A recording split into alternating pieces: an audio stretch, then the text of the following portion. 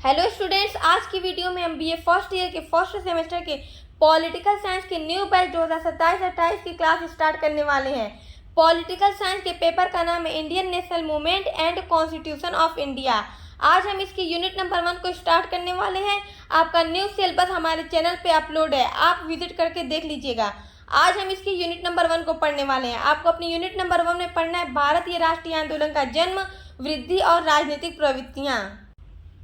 तो देखिए, आपको अपनी यूनिट नंबर 1 में क्या पढ़ना है, भारतीय राष्ट्रीय आंदोलन का जन्म। जो भारत में राष्ट्रीय आंदोलन हुआ उसका जन्म किस तरह से हुआ, और जो राष्ट्रीय आंदोलन हुआ उसकी वृद्धि कैसे हुई, वो कैसे कैसे फैला जो राष्ट्रीय आंदोलन हमारे भारत में हुआ, और उसकी राजनीतिक प्रवृत्तियां क्या हैं। ये 3 टॉपिक आपको अपनी यूनिट नंबर 1 में पढ़ना है।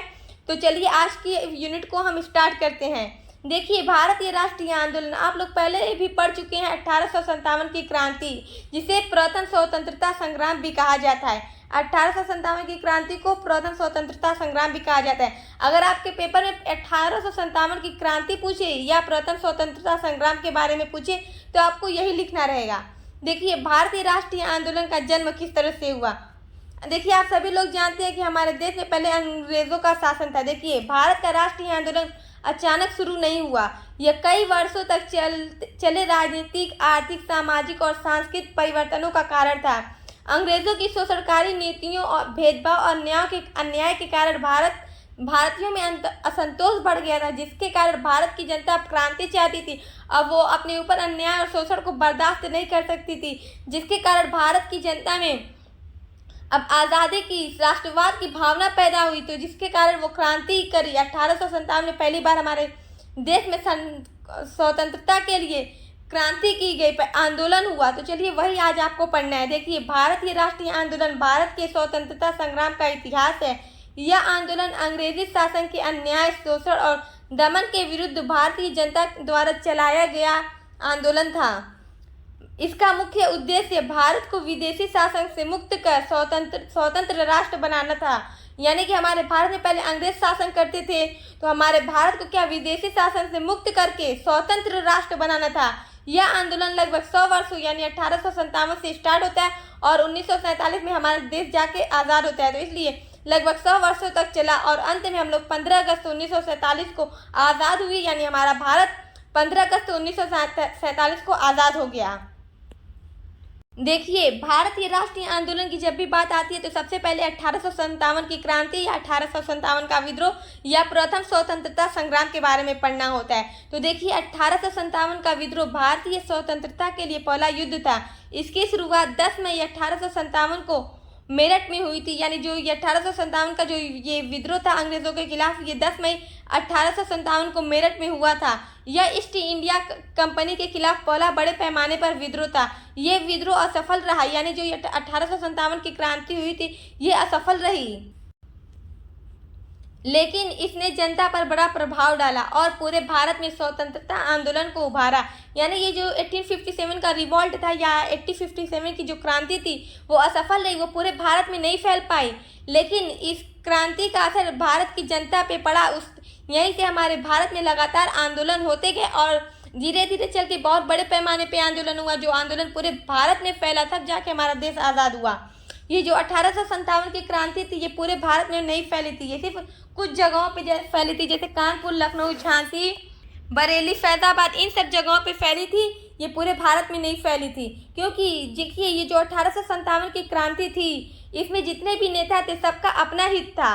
वो सब कोई अपनी पेंशन के लिए, कोई अपने दत्तक पुत्र के लिए क्रांति किया था, अंग्रेजों का विद्रोह किया था। यहाँ पे सबकी जो सोच थी समान नहीं थी, इसलिए ये जो क्रांति थी ये असफल रही।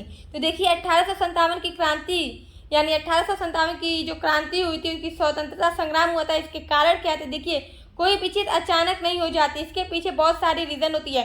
तो जो 1857 की क्रांति थी इसके कारण क्या थे, इसके बहुत सारे कारण थे, सामाजिक, आर्थिक, राजनीतिक, इसके बहुत सारे कारण थे, तब जाके 1857 की क्रांति होती है। देखिए, ये सब जो है ना सामाजिक, आर्थिक, राजनीतिक, ये सब एक पृष्ठभूमि बनती है, तब जाके 1857 में क्रांति होती है। तो चलिए इसके कारण को देखते हैं कि क्या क्या कारण थे जिसके वजह से 1857 की क्रांति हुई। भारत की जनता असंतोष हो जाती है अंग्रेजों के अन्याय से, शोषण से, तब जाके क्रांति होती है। देखिए 1857 की क्रांति का जो पहला कारण है वो है राजनीतिक कारण, जिसमें पहला पॉइंट है राज्यों को हड़पने की नीति। देखिए 1857 ईस्वी की क्रांति का प्रमुख कारण लॉर्ड डलहौजी की राज्य अपहरण नीति थी। इस नीति के द्वारा लॉर्ड डलहौजी ने संतानहीन भारतीय राजाओं पर उत्तराधिकार निषेध एवं गोद निषेध नियम लागू कर उनके राज्यों को अंग्रेजी राज्यों में मिला लिया, जिसके परिणाम देसी राजाओं में अत्यधिक असंतोष उत्पन्न हो गया और वे अंग्रेज के विरुद्ध संघर्ष छेड़ने के लिए तैयार हो गए। इसमें सतारा, नागपुर, झांसी के राज्य प्रमुख थे। और दूसरा पॉइंट है राजनीतिक कारण में पेंशन तथा पदों की समाप्ति। देखिए लॉर्ड डलहौजी ने पेंशन तथा पदों को छीनने का प्रयास किया।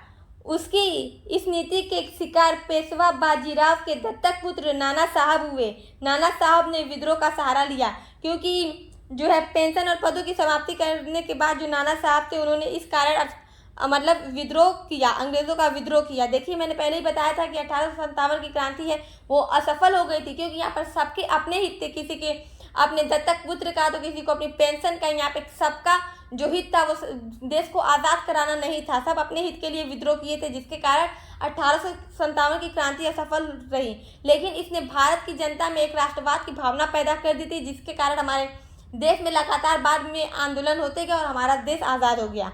देखिए राजनीतिक कारण में तीसरा पॉइंट है सरकारी नौकरियों में भेदभाव। देखिए सरकारी नौकरियों में उच्च पदों पर केवल ब्रिटिश नागरिक ही नियुक्त किए जाते थे।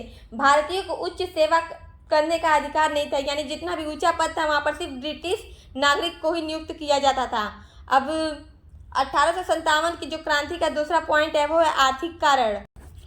देखिए आर्थिक कारण में पहला पॉइंट है अंग्रेजों की आर्थिक शोषण की नीति, जिसमें देखिए अंग्रेजों की आर्थिक नीतियां भारतीय व्यापार और उद्योगों के विरुद्ध थी। ईस्ट इंडिया कंपनी के राजनीतिक शक्ति के प्रयोग के फलस्वरूप भारतीय हस्तशिल्प और व्यापार का सर्वनाश हो गया। अंग्रेजों ने भारतीय सूती कपड़े व अन्य उद्योगों से उत्पादित वस्त्रों पर भारी कर लगाकर भारतीय व्यापारियों की आर्थिक स्थिति को चौपट कर दिया और धीरे धीरे अंग्रेजी उत्पादों को भारतीय मंडियों में भर दिया, जिसके परिणाम स्वरूप भारत का व्यापारी वर्ग मतलब पूरा खराब हो गया था।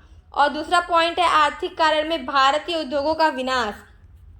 देखिए अंग्रेजों की आर्थिक साम्राज्यवाद की नीति ने भारत के उद्योगों को चौपट कर दिया। यहाँ के हस्तशिल्पों का पतन होने लगा। भारत के कारीगरों का बना माल मशीनों से बने माल के सामने टिक न सका, यानी जो अब अंग्रेज जो थे वो अपना माल मशीन से बनाते थे और भारत का जो माल था वो हाथों से बनना था। तो जब मशीन से बना हुआ माल था वो ज़्यादा अच्छा होता था, इसलिए भारत के लोगों का जो पूरा व्यापार था वो नष्ट हो गया था।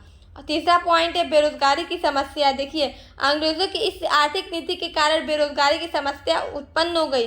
वस्त्र उद्योग में लगे जुलाहों पूर्णतः बेकार हो गई, यानी जिनका भी जो भी अपना छोटा मोटा वस्त्र उद्योग का धंधा था वो लोग पूरी तरह से बेरोजगार हो गए थे।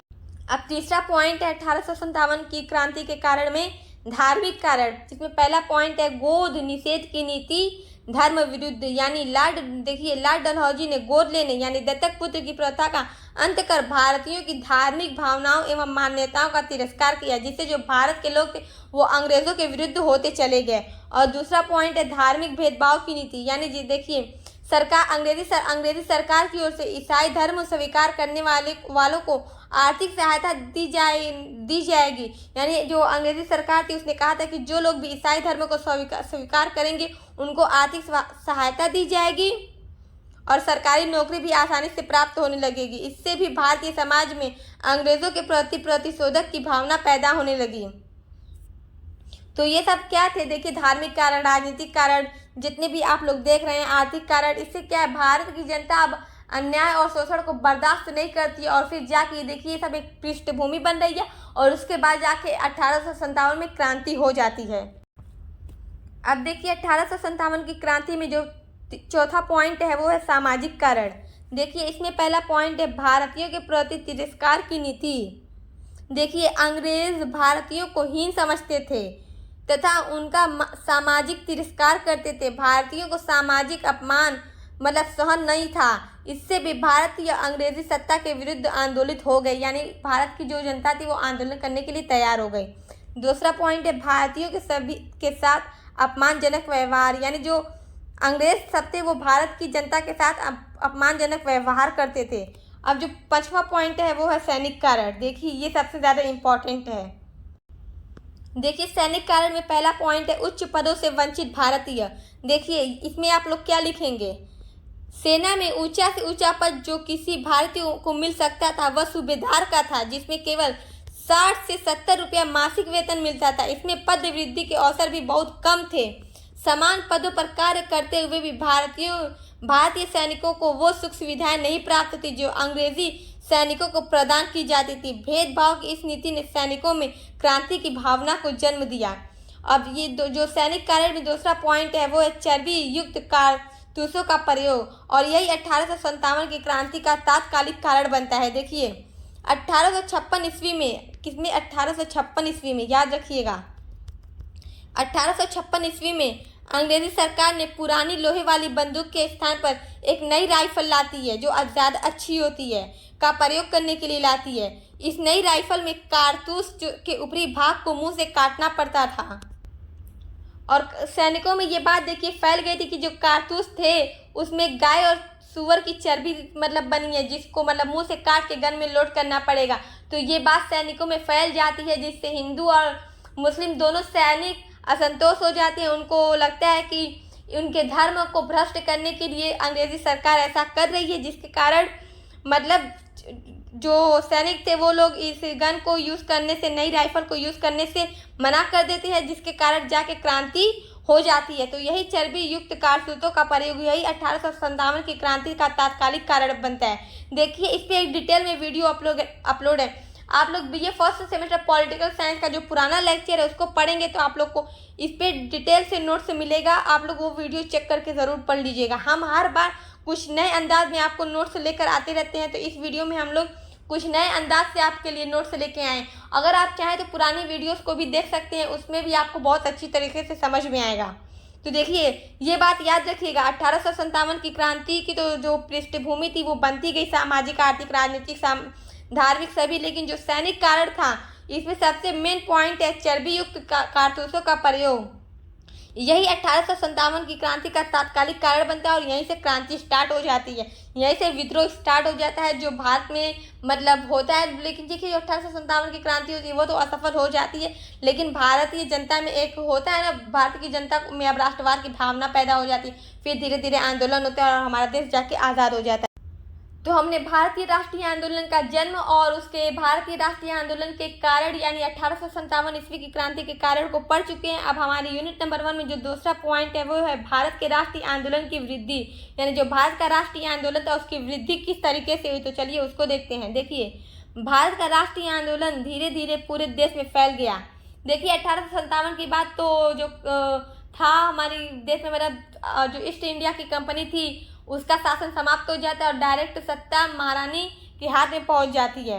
लेकिन फिर भी हमारे देश में धीरे धीरे आंदोलन होते रहते हैं, तब जाके देश आज़ाद हुआ। देखिए भारत का राष्ट्रीय आंदोलन धीरे धीरे पूरे देश में फैल गया। समय के साथ इसमें अधिक लोगों की भागीदारी बढ़ी और आंदोलन मजबूत होता गया। इसकी वृद्धि को मुख्यतः 3 चरणों में बांटा जाता है। देखिए कौन कौन सा चरण है। पहला है उदारवादी चरण, जिसका समय है 1885 से 1905 तक। तो प्रथम चरण है उदारवादी चरण, दूसरा चरण है उग्रवादी चरण और तीसरा चरण है गांधीवादी चरण। इन 3 चरणों में जाके जो राजनीतिक आंदोलन था, भारतीय राष्ट्रीय आंदोलन, उसकी वृद्धि होती है। तो सबसे पहले हम लोग उदारवादी चरण को पढ़ेंगे। देखिए ये बात तो आप लोग याद रखिएगा कि 1885 में ही भारतीय राष्ट्रीय कांग्रेस की स्थापना हुई थी। तो इसमें ये बात ऐड करना बहुत ही ज़्यादा ज़रूरी है उदारवादी चरण में। देखिए उदारवादी चरण के प्रमुख नेता याद रख लीजिए। इस समय के नेता थे दादा भाई नौरोजी, गोपाल कृष्ण गोखले और फिरोज शाह मेहता। देखिए आपके पेपर में सेक्शन ए में ये क्वेश्चन पूछ सकता है कि उदारवादी चरण के नेता के नाम लिखिए, प्रमुख नेताओं के। तो दादा भाई नौरोजी, गोपाल कृष्ण गोखले और फिरोज शाह मेहता का नाम आप लोग याद रखिएगा कि ये सब उदारवादी नेता थे। देखिए जो उदारवादी नेता थे ये प्रार्थना, निवेदन और शांतिपूर्ण तरीके से अपनी मांग अंग्रेजों के पास रखते थे। ये उदार के साथ देश आज़ाद कराना चाहते थे, ये शांतिपूर्ण तरीके से आज़ाद कराने चाहते थे। देखिए इस चरण में राष्ट्रीय चेतना का विकास हुआ, ये बात याद रखिएगा। देखिए ये लोग जो थे ना, इसकी उदारवादी चरण की अगर हम विशेषताओं की बात करें तो इसमें संवैधानिक सुधारों की मांग की जाती है। प्रार्थना निवेदन और शांतिपूर्ण तरीके से अंग्रेजी सरकार का विरोध किया जाता है। प्रशासन में भारतीयों की भागीदारी की मांग की जाती है अंग्रेजों से, और अंग्रेजी शासन के सहयोग की नीति, मतलब इसमें अंग्रेजों के हाँ में हाँ मिला के मतलब अपनी बात को मनवाई जाती है, ये उदारवादी चरण में, ये बात याद रखिएगा। इसके 3 नेताओं के भी नाम याद रखिएगा, दादा भाई नौरोजी, गोपाल कृष्ण गोखले, फिरोज शाह मेहता, और सुरेंद्रनाथ बनर्जी भी उदारवादी चरण के ही नेता थे। दूसरा पॉइंट आता है उग्रवादी चरण, जो 1905 से 1919 तक चला था। तो देखिए ये क्या है उग्रवादी चरण। देखिए 1905 में लॉर्ड कर्जन ने बंगाल का विभाजन कर दिया। देखिए 1905 में जो लॉर्ड कर्जन थे उन्होंने बंगाल का विभाजन कर दिया था, पूर्वी बंगाल और पश्चिम बंगाल। आज के टाइम में जो देखिए जो पूर्वी बंगाल है वो आज के टाइम में तो बांग्लादेश है, और पश्चिम बंगाल तो हमारे भारत में है ही। तो जो लॉर्ड कर्जन थे उन्होंने बंगाल का विभाजन 2 भागों में कर दिया था। और जो उदारवादी चरण के नेता हैं उसमें बाल गंगाधर तिलक, लाला लाजपत राय और बिपिन चंद्र पाल प्रमुख नेता हैं। इन तीनों को लाल बाल पाल कहा जाता है। तो देखिए कैसे, लाल बाल पाल। अगर आपसे पूछ दे लाल बाल पाल किसे कहते हैं, तो बाल गंगाधर तिलक, लाला लाजपत राय और बिपिन चंद्र पाल, इन तीनों को लाल पाल बाल शॉर्ट फॉर्म में कहा जाता है। ये उग्रवादी चरण के नेता थे। तो देखिए 1905 में जब लॉर्ड कर्जन ने बंगाल का विभाजन कर दिया तो जो भारतीय जनता थी उसमें असंतोष फैल गया, और जो भारत की जनता थी वो बहुत ही ज़्यादा इस बात से दुख थी। इसलिए जाके हमारे भारत में स्वदेशी आंदोलन को बढ़ाया गया। स्वदेशी आंदोलन चला 1905 में, जब लॉर्ड कर्जन ने बंगाल का विभाजन किया कि विदेशी वस्तुओं का बहिष्कार करो, अपनी देश में से की बनी वस्तुओं का उपयोग करो, तभी जाके स्वदेशी आंदोलन चलता है। देखिए यहाँ पे लिखा है स्वदेशी आंदोलन और विदेशी वस्तुओं के बहिष्कार पर जोर दिया गया। इस चरण में लोगों में स्वतंत्रता की भावना और अधिक मजबूत हुई। यानी इस चरण में जो दूसरा चरण था उग्रवादी चरण, इसमें लोगों के अंदर स्वतंत्रता की भावना और अधिक मजबूत हुई, यानी लोग अब और ज़्यादा आज़ादी के लिए प्रेरित हो गए। और जो तीसरा चरण आता है वो है गांधीवादी चरण, 1919 से 1947 तक, और भारतीय इतिहास में इसे गांधीवादी युग के नाम से भी जाना जाता है, क्योंकि इस टाइम पर भारतीय राजनीति में गांधीवादी की विचारधारा मतलब यही फेमस थे। इन्हीं के द्वारा जो आंदोलन चला, फिर जाके हमारा देश आज़ाद हुआ। देखिए महात्मा गांधी के नेतृत्व में आंदोलन जन आंदोलन बन गया, यानी महात्मा गांधी ने बहुत बड़े बड़े आंदोलन चलाए। देखिए चंपारण सत्याग्रह जो 1917 में चला था, किसानों के अधिकारों के लिए मांग। इस आंदोलन में क्या हुआ था, किसानों के अधिकारों के लिए मांग की गई थी, चंपारण सत्याग्रह। दूसरा है खेड़ा सत्याग्रह जो 1918 में चला था। किसानों को कर में राहत दिलाने हेतु गांधी जी ने आंदोलन चलाया था।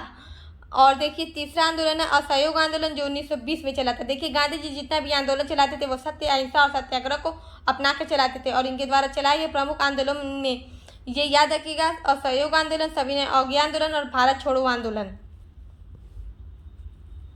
देखिए जो इनके टाइम में जो आंदोलन था वो जन आंदोलन बन गया था, तो जिसमें किसान, मजदूर, महिलाओं और विद्यार्थी सभी ने भाग लिया था। भारत छोड़ो आंदोलन इसी प्रकार का आंदोलन था जिसमें विद्यार्थी, महिला, किसान सभी ने भाग लिया था, तब जाके हमारा देश आज़ाद हुआ।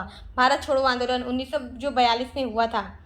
तो इस तरह से आप लोग इसका निष्कर्ष लिखेंगे तो आपको एग्जाम में और भी अच्छा नंबर मिलेगा, क्योंकि अगर आप कुछ भी लिखते हैं अपना एक लॉन्ग आंसर तो उसमें निष्कर्ष ज़रूर लिखा कीजिए। देखिए भारत का राष्ट्रीय आंदोलन धीरे धीरे एक छोटे राजनीतिक प्रयास से एक विशाल जन आंदोलन बन गया। उदारवादी, उग्रवादी और गांधीवादी नेताओं के प्रयास से यह आंदोलन सफल हुआ और भारत को स्वतंत्रता मिली। देखिए आप चाहें तो इस नोट्स का स्क्रीनशॉट कर सकते हैं और अपने नोटबुक में नोट कर सकते हैं। अब आगे देखिए आपकी यूनिट नंबर 1 में जो तीसरा टॉपिक दिया गया है वो है भारतीय राष्ट्रीय आंदोलन की राजनीतिक प्रवृत्तियाँ। अब तक हम लोग भारतीय राष्ट्रीय आंदोलन की वृद्धि को देख रहे थे जो 3 भागों में बटा है, उग्रवादी, उग्रवादी और गांधीवादी। तो अगर आपसे पूछे भारतीय राष्ट्रीय आंदोलन की वृद्धि तो आप लोग वही लिखिएगा कि मतलब इसको 3 भागों में बांटा गया है, उदारवादी, उग्रवादी और गांधीवादी। चरण। और अगर आपसे पूछे भारतीय राष्ट्रीय आंदोलन की राजनीतिक प्रवृत्तियों का वर्णन कीजिए, तो आप लोग इसको ऐसे लिखेंगे। इसको 5 भागों में बांटा गया है: उदारवादी प्रवृत्ति, उग्रवादी प्रवृत्ति, गांधीवादी प्रवृत्ति, सामाजिक प्रवृत्ति, क्रांतिकारी प्रवृत्ति। लेकिन इसमें देखिए, उदारवादी प्रवृत्ति, उग्रवादी प्रवृत्ति और गांधीवादी प्रवृत्ति, इन तीनों में वही लिखना है जो उग्रवादी चरण, उदारवादी चरण और गांधीवादी चरण में लिखना था। तो इसमें तो बात वही है, वही चीज़ें लिखना है। बस क्वेश्चन घुमा के पूछ दे, अगर वृद्धि पूछे तो उसको 3 चरण में लिखना है और प्रवृत्ति पूछे तो इसको 5 भागों में लिखना है। तो देखिए, इसकी सामाजिक और क्रांतिकारी प्रवृत्ति को देखते हैं। देखिए, क्रांतिकारी प्रवृत्ति, सशस्त्र संघर्ष द्वारा स्वतंत्रता प्राप्त करने का प्रयास, यानी सशस्त्र आंदोलन करके, सीधे मतलब शांति तरीकों से नहीं, क्रांतिकारी आंदोलन करके देश को आज़ाद करो। इसके प्रमुख क्रांतिकारी नेता थे भगत सिंह, चंद्रशेखर आज़ाद और राम प्रसाद बिस्मिल। और देखिए, इसकी समाजवादी प्रवृत्ति है। इसके प्रमुख नेता पहले देखिए, जयप्रकाश नारायण, आचार्य नरेंद्र देव, डॉक्टर राम मनोहर लोहिया। देखिए, इस समाजवादी प्रवृत्ति की विशेषताएं देखिए: सामाजिक और आर्थिक समानता, किसानों और मजदूरों के अधिकारों की रक्षा करना और शोषण मुक्त समाज की स्थापना करना, यानी एक ऐसे समाज की स्थापना करो जिसमें शोषण और अन्याय न हो। सो माय डियर स्टूडेंट, आप लोग भारतीय राष्ट्रीय आंदोलन की राजनीतिक प्रवृत्तियों को भी समझ गए होंगे। तो आई होप आप लोग अपने यूनिट नंबर 1 को बहुत अच्छे से समझ गए होंगे। इसी तरीके से आपको अपनी यूनिट नंबर 2 भी मिलेगी। तो देखिए, इसका निष्कर्ष आप लोग किस तरह से लिखेंगे, क्योंकि निष्कर्ष लिखेंगे तो ज़्यादा अच्छा नंबर एग्जाम में मिलेगा। तो देखिए, भारतीय राष्ट्रीय आंदोलन में उदारवादी, उग्रवादी, गांधीवादी, क्रांतिकारी और समाजवादी सभी प्रवृत्तियों का महत्वपूर्ण योगदान रहा। इन सभी विचारधाराओं ने मिलकर भारतीय जनता में राष्ट्रीय चेतना जगाई और अंत में 15 अगस्त 1947 को भारत को स्वतंत्रता दिलाने में महत्वपूर्ण भूमिका निभाई। तो आई होप आप लोग को आज की वीडियो बहुत अच्छी लगी होगी। अगर वीडियो अच्छी लगी है तो like, comment, share and channel को सब्सक्राइब कीजिए। अब मिलते हैं अगली वीडियो के साथ।